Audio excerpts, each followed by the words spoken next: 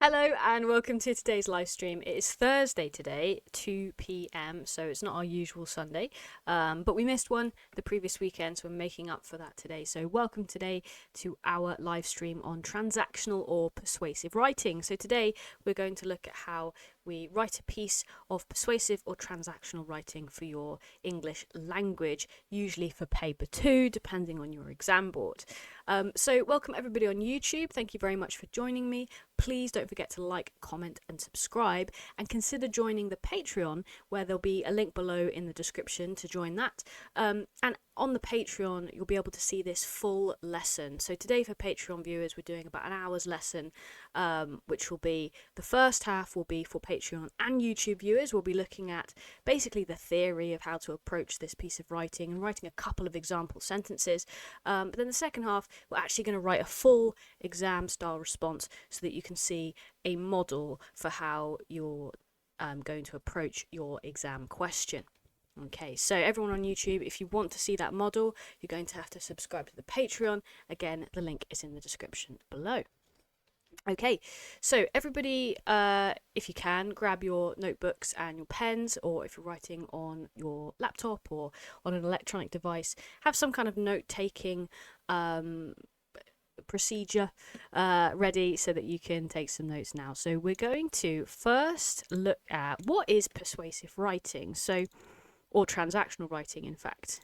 Transactional, I think, is the phrase that often confuses people the most when it's spoken of like this. It is, however, often persuasive. It isn't always persuasive, but for the most part it is. So I'm going to be using that word as well to avoid any confusion. So let's just get that title and a date sorted. I'm just going to write a quick definition of the expectations. So I'll just start with transactional writing. So transactional writing is a form of writing where an outcome is desired as a result of this piece of writing. As a writer, you are trying to encourage a response from the reader / audience. Now I say audience because we could be writing a speech here. So the reason it's transactional, it comes to obviously the word transaction. We might not know what that means, but most commonly we use that word transaction with a financial transaction. So if I give you £5, you might give me a box of biscuits. There's a transaction there. I've given you something for something else to be given back to me in return. With transactional writing, you're looking to have a transaction, an exchange, as part of your writing. So if you're writing a letter to someone, you might literally expect a letter back, or you might expect a response to them if it's to, let's say it's to your head teacher and you're writing a letter to them asking them for better school dinners. You might expect school dinners to be the thing that you get in return. So it's about a transaction. So often these pieces of writing are persuasive because you are trying to convince your reader / audience to agree with you /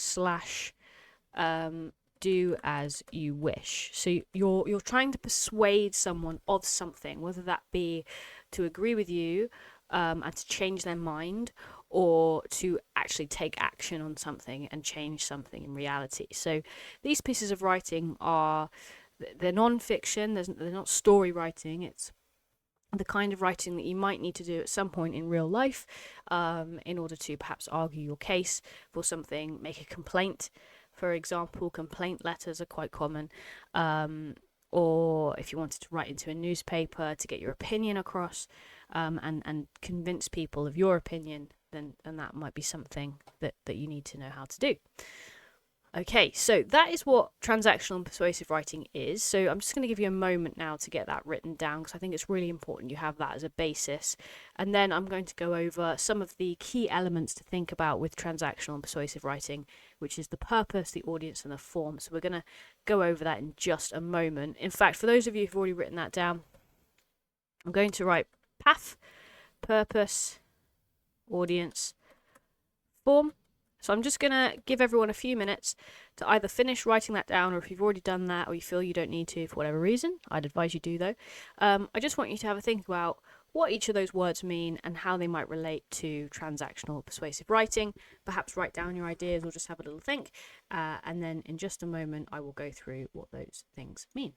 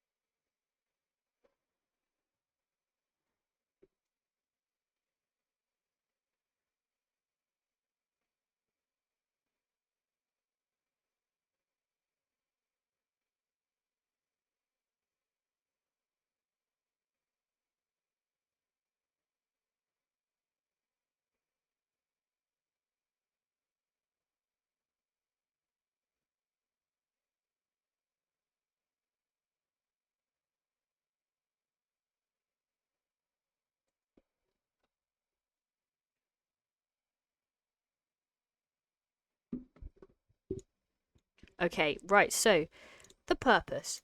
Some of this is fairly self-explanatory. The purpose is, why are you writing what you're writing? So why are you writing it? So for example, it might be to change a law. It might be to convince someone of your opinion. It might be to start a movement.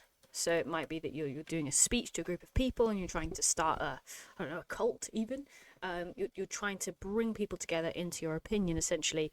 But sometimes it's really specific, the purpose. So I say change a law, that the whatever you're writing might be about a really specific law. So it might be about a law regarding speed limits. And so your purpose would be to get someone in power to change the law on speed limits. Okay, so it's about being really specific about your purpose and really clear about what you're wanting your audience or your reader to do as a result of your writing. Then your audience is who is reading/listening. And this really does impact the way you write it. And some of those impacts are quite subtle. But you do need to think about the references you're making and how relatable you're being to certain demographics of people. So obviously, to a certain extent, we're going to be stereotyping a little bit here. We might assume that a group of younger people would understand a reference to TikTok, whereas a slightly older demographic wouldn't. What I mean by demographic is a group of people who have certain traits or characteristics. So whether that be age, gender, belief systems, creed, anything that defines people would sit them in a certain demographic. So if you're writing to your peers, other teenagers perhaps, you're perhaps going to be adopting a slightly different tone and making slightly different reference points than if you're writing to your parents, because your parents will have different experiences and they might have different ways of speaking, different ways of relating. So you've got to think about the language you're using as well, making sure that the language is understandable to the person that you're writing to. If it's to particularly young children, although we want to be writing with sophisticated vocabulary in this answer, we might be careful about some of the words we use because some young children wouldn't understand certain words. So it's really important because it does affect the way we write. Form.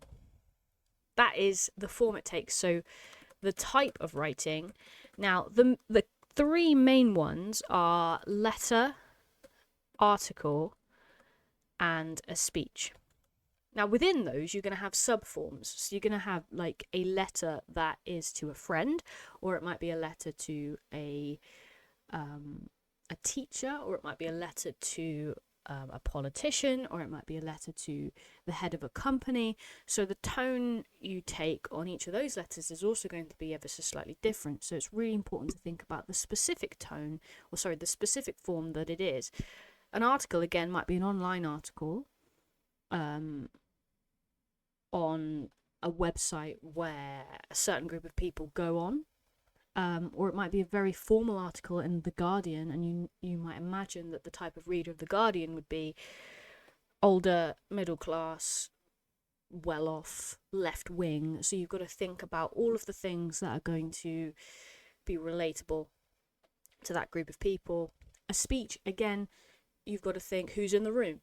So if you're doing a speech to your year group, it's going to be very different than doing a speech at the old people's home, or doing a speech, where else might you do a speech? At the White House. Okay, so you do have to think about the audience and how that affects it. This will change some of the phrasing and formatting. So there are slightly more logistical elements where we have to signpost that we're writing a letter, or signpost we're writing a speech, slash signposting, but also influence your understanding of the audience. So the audience and the form are very intrinsically linked. Okay. Okay, so what I'm going to do is I'm going to write down a few examples of questions or tasks, and I want you to have a think about what is the purpose, first of all. So to pull out from the task the clear purpose, who is the audience, and what is the form. And then for an extension, for those of you who want to stretch yourself, I want you to think, how does that change the way I write it? How does that impact how I'm going to present my piece of writing? So I'm just going to give you two. So the first one is write a letter to your headmaster, asking them to ban, what should we ban at school? I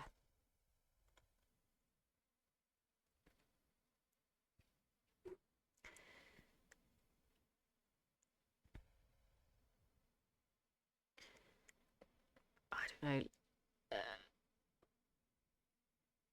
Not ban, asking them to add more outdoor education to the timetable. Now, you're going to have to be mindful here. You don't have to know all of this, but obviously the education system for this specific task is quite stretched. So the person you're writing to might actually not have a lot of power over it. So you're perhaps going to have to show understanding about their position.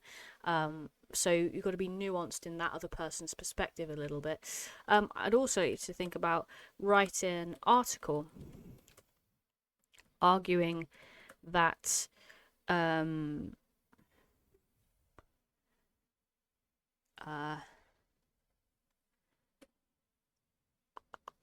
the age of that someone can vote should be lowered to 16.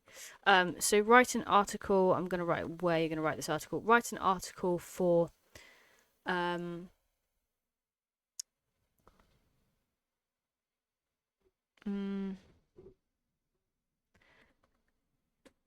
popular influencer's blog post. Okay, so think about that. Right, so task is, I would like you to look at both of those tasks, write down for me, what is the purpose?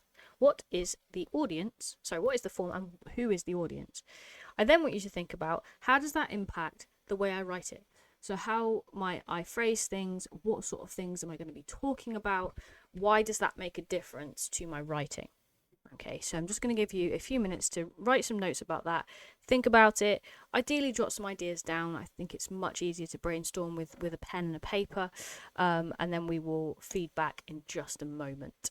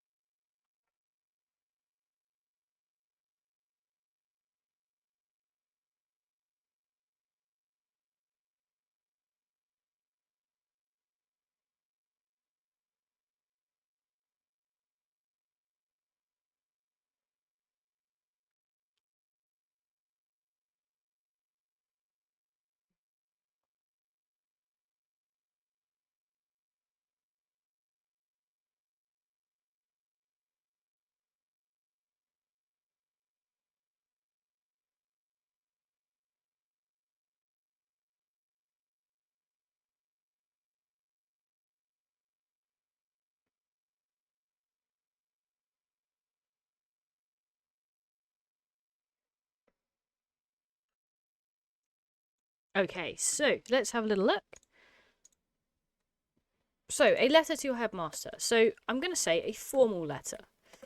That is because your headmaster is someone who you're going to speak formally to if you want to expect them to react in a positive way, perhaps. Obviously, it depends on the relationship you have with your headmaster. If you're a bit more friendly, then it might be less formal. But I think generally speaking, somebody who is an elder, somebody who is in a more respected position, you want to be writing a formal letter, which means no slang. And we don't want to be doing slang anyway in this question, but just making it nice and formal and addressing sir, etc. So it's a formal letter. That's our form. Our audience is quite clearly our headmaster. Okay. And our purpose is to, it's quite just pulling out of the question really, to convince him or her, so convince headmaster to add more outdoor education to timetable. Okay, so just pulling those things out of the question. I then want you to think about, let's think about how this would affect it. So formal language, respectful address,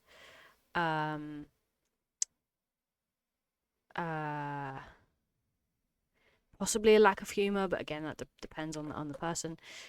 The fact that you're sending it to your headmaster would mean that you want to be respectful. You want to be, you want to be respectful. You don't have to over sort of think about it, but yeah, you need to make sure that your tone is respectful. To convince headmaster, so you want to think about, that's your purpose. So what sort of things are you going to be linking to? So show understanding for head's position. Discuss experience in their school. So obviously your anecdotes and the things you talk about that are relating to you is because of the school that they're running. So you need to make sure you're linking it to that. So that's kind of the significance of those there. And then here I'm going to say an informal article. Now that doesn't mean that we use a load of slang. It just means that the tone is more relaxed. We can be a bit more humorous, less serious, okay? Because we're on a blog post and we're not in a serious newspaper publication. Not that that matters too much. I love silliness in all contexts, but there is a time and a place for it. And I think online you've got a bit more freedom to just be less serious. So an informal article, less serious. That's our form. The audience is going to be probably younger people, because those younger people are going to have more awareness of that particular influencer, probably because they're the ones who are going to be on social media, and therefore they'll know about the blog post. It depends on the influencer, of course, but I'm going to say ballpark 15 to 25-year-olds. So that's quite a stretch, really. The difference between a 15 and a 25-year-old is quite big in terms of their cultural references and their experiences, but it's going to be more similar than someone in their 30s or 40s. So considering that is really important. Think about things that might be relatable to them, perhaps famous people they might know. You might talk about those. Perhaps your experiences in the last 5 years of being a young person in the political climate is going to be different than an older person wouldn't necessarily understand that. Good. And then the purpose is to make them passionate about politics and young people's rights. So obviously, because you're writing to young people, they're going to feel more strongly about giving younger people power because they are still young. And so they're going to be relating to those people who feel powerless, even if they're over 18. They'll remember more recently being under 18, and they'll understand the frustration in not being able to vote and have some kind of say in the political climate. So that's the effect that it would have. Okay, right. So what I'm going to do now, we'll come back to that. For those of you on Patreon, we'll come back to that idea when we go and do the model answer. So we're going to look at a few more examples, run through that again, and then choose one to write a model answer for. But everybody on YouTube, the general idea is you want to think about the purpose, the audience of the form, and then really consider how does that change the way you write it.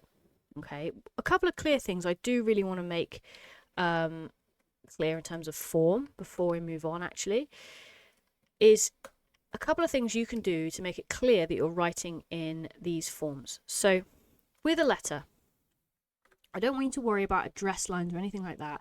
Sometimes you get taught that in school. It's unnecessary. The examiner is not looking for it. They're not told to look for it. Keep it simple. So you want to have an address line, dear whoever it might be, let's say Sarah Madam, unless you know their name. You want to have an opening sentence that's something like, I am writing to you in reference to. That is generally speaking how all letters open, and it looks professional. And then you want to say, I'm going to say yours faithfully at the end because I wrote Sir or Madam. Okay, now yours faithfully is when you don't know their name. And yours sincerely is when you know their name. So if it's like, dear Mr. Starmer, you would say yours sincerely because you've used their name. And then you would put your name at the end. That's it. That's all you have to worry about. Other than that, the actual structure is very, very similar to all the others. With an article, all I would do is put a headline. All you need. With a speech, opening line,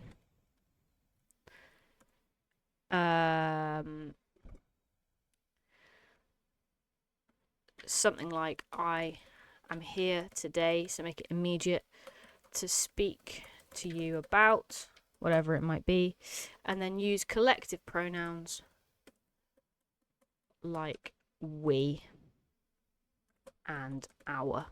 So you're bringing people together, and it's psychologically that works. If you're in a room with people and you say we and you say our, they feel like they're part of something. So I would say just a minute or so, I need you to copy those things down because they're really crucial, and it'll be worth it because it'll be worth a few marks, so the examiner can see that you understand the form that you've been asked to write in and that you know how to write in that form. Okay, just a couple of minutes, write those down for me, and then we will move on to looking at some persuasive techniques.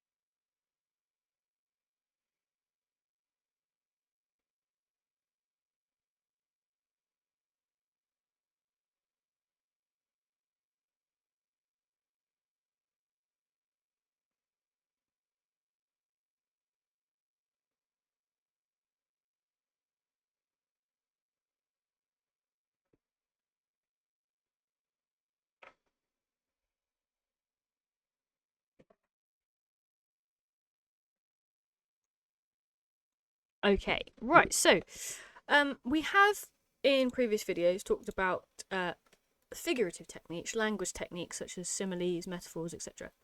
I am going to do a video shortly though in the future where we talk about identifying figurative language and doing language analysis in fiction, because I feel like we skipped that, and we will come back to it, so don't worry. But we have talked about using it in creative writing. Now, in persuasive or transactional writing, you can absolutely use similes, personification, all of those things.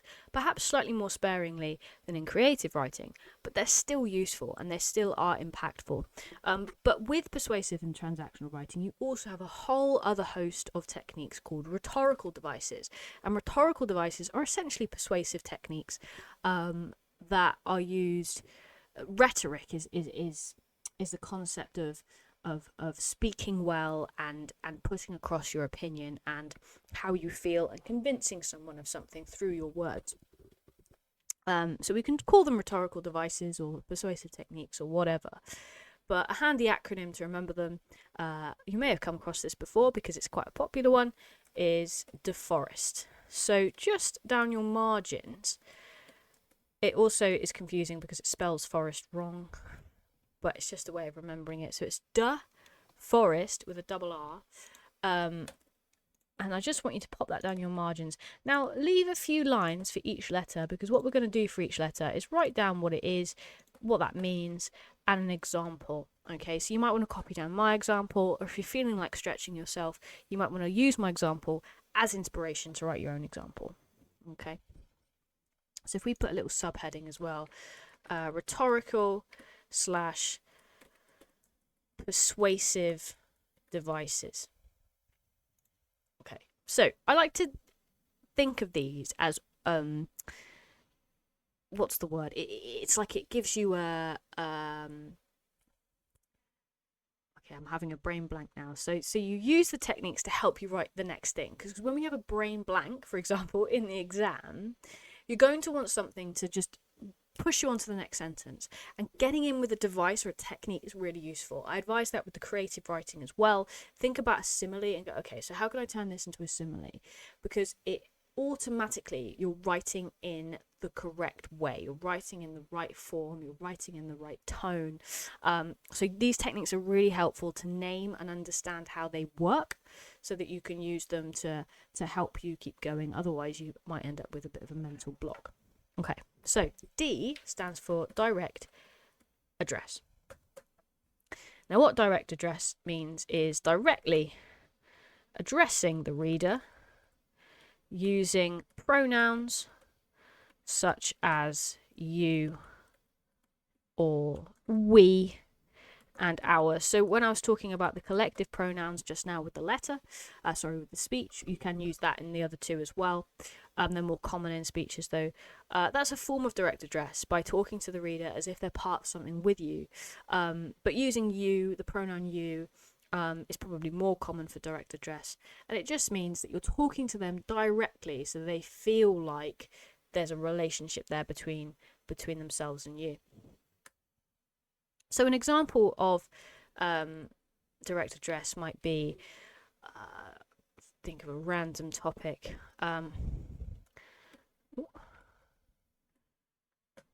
Gardening will help you to grow not only your begonias, but also your sense of peace. Okay, I'm going to take that comma out, I think. Don't need that. So I'm arguing there that the gardening is great, but can you see I've actually got a nice little metaphor in there, which is nice. But in using the you, I'm allowing the reader to place themselves in the position of what I'm talking about. So they're imagining themselves now gardening. Okay. So you might want to write your own example down, or think of your own example, but I'm just going to give you a few seconds to get that jotted down, and then we'll move on to the next one.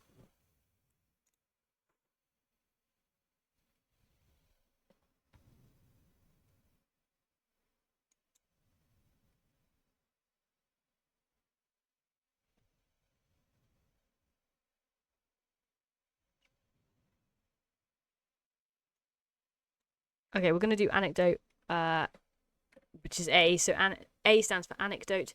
An anecdote is a little personal story of experience. Now, that experience can be from your personal experience or someone that you know well. And what it does is it adds a personal touch to a topic and allows the reader to see things from a real world point of view perspective, and makes them realize, what real people go through for this topic. So I might say, if I'm gonna stick to the topic of gardening just for the sake of it, so you can see how it can apply to the same topic. So I might say,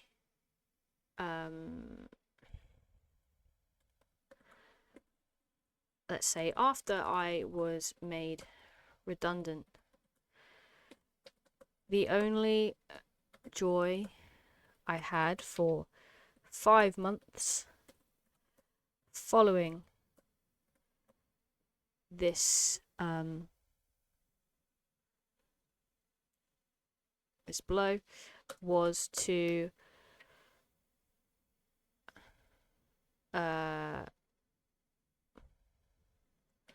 methodically prune my tomato plants in the August. No, that's 5 months.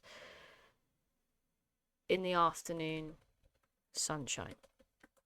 Okay, so what I've done there is I've said that even though I was going through a super hard time, I've made this up, by the way, so that's a really important thing to note for an anecdote. It doesn't have to be true.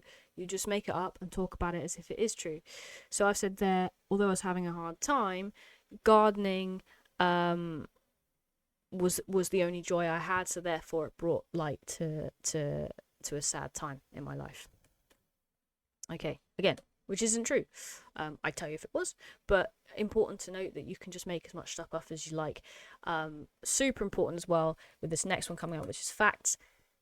You present them as facts. They don't have to be facts. So just a second now, I want you to just copy down either my example for anecdote or have a go at writing your own.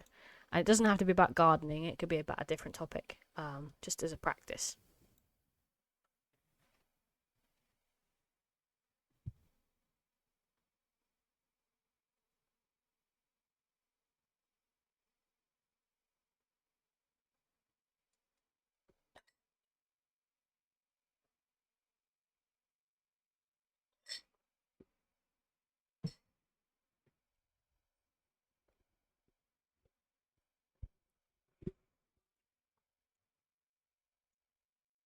Okay, right, what I'm going to do from this point on is I'm not going to pause at that point. So, obviously, if you're watching on YouTube, feel free to pause it, or if you're watching a recording on Patreon, just pause it and have a go if you want to.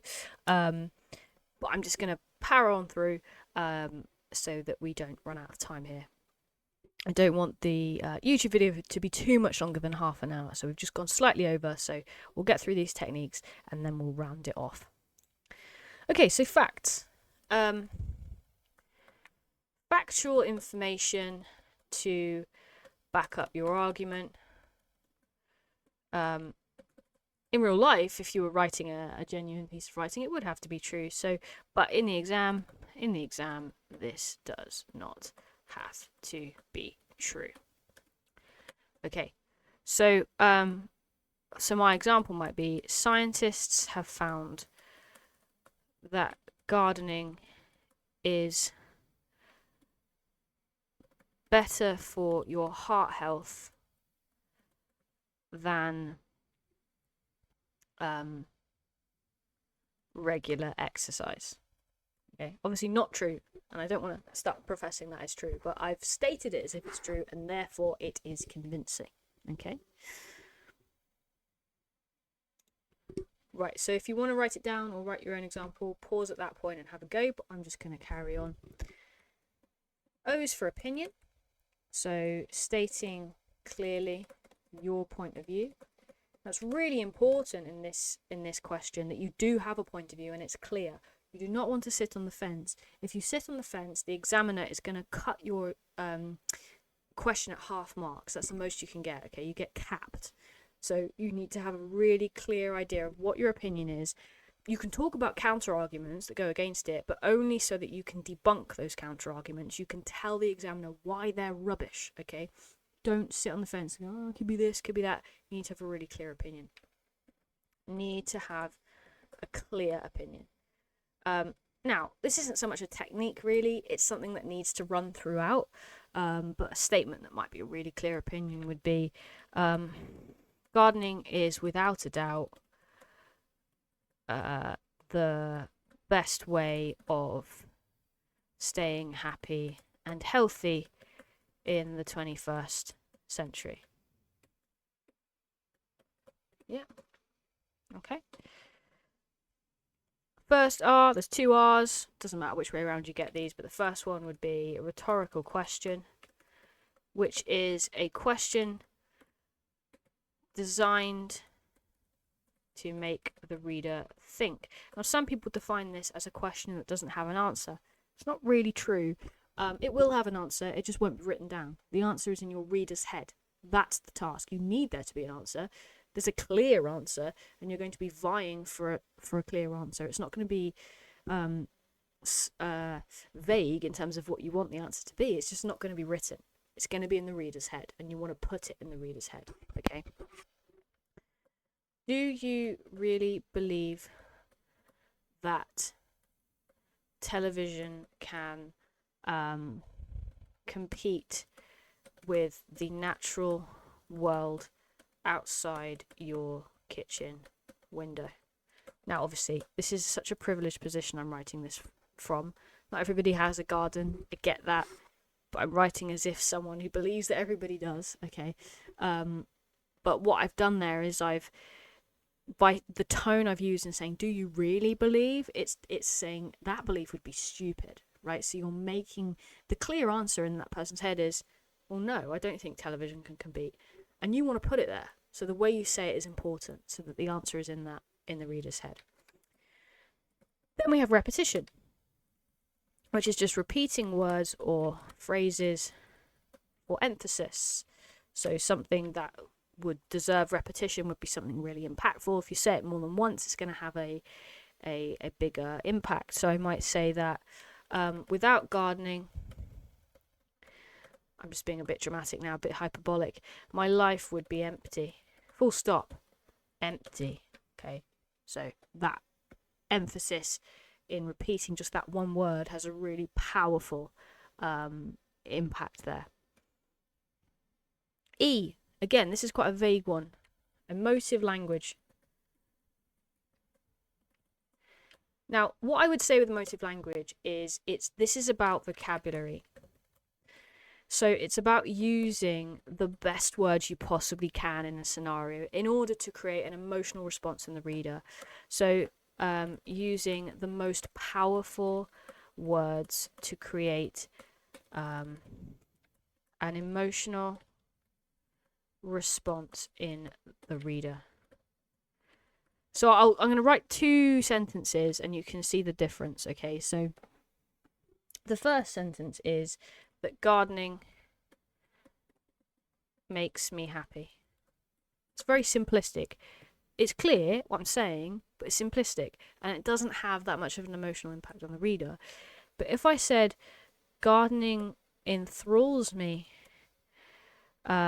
like a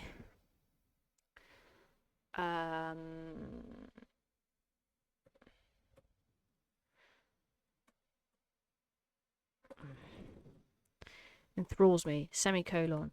It is a beacon of light in my otherwise, making this person sound quite sad actually, mundane life. So it's much more dramatic, right? Enthralls, beacon of light. It's emotive language. It's more interesting. It gives a bigger picture. There's more imagery in it. It's just more powerful. Okay. Statistics, very similar to facts. The only difference is these facts include numbers. So facts with numbers. Again, make it up in the exam. You don't have to go doing any research on loads of stuff just in case your topic comes up. So I might say 70% of estate agents claim that trying to sell a house without a garden is the hardest part of their job. So I'm saying that obviously people love gardening, they'll buy a house with a garden. So that 70% is me using statistics. Again, I'll just reiterate, if you need to pause and go back, have a go at practicing this, please do. But I'm just going to go through them so that the notes are there for you to pause and then take and write down. T is for tricolon, or some people call it triple or triplet. It just means a list of 3. And the reason we have a list of 3 is because for some reason, we like human beings, culturally or for whatever reason, we like things in 3s. It sounds good, it sounds convincing, but it sounds like you've made a clear point. So this could be a list of adjectives or a list of reasons. So I might just say something like gardening is joyous,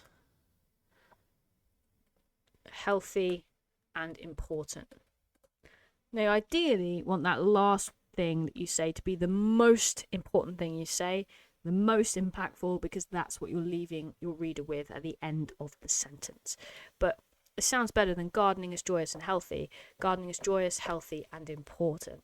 So that list of 3, it just sounds convincing. Okay. Right, so we are going to end the YouTube video there. So everybody on YouTube, thank you very much for joining me. Please feel free to pause, go back, make notes where you need to. And if you would like to, please like, comment and subscribe, and attempt to join our Patreon as well, so that you can watch the second half of this lesson, which I'm about to do, where I write a full model for this transactional piece. Okay, but on Sunday, if you'd like to join me for a live stream, everybody, we're going to be doing a maths lesson. I'm not quite decided on the topic yet, but it will be another GCSE maths lesson. But thank you everybody on YouTube for joining, and I will see you next time when I post that maths lesson, whatever it might be.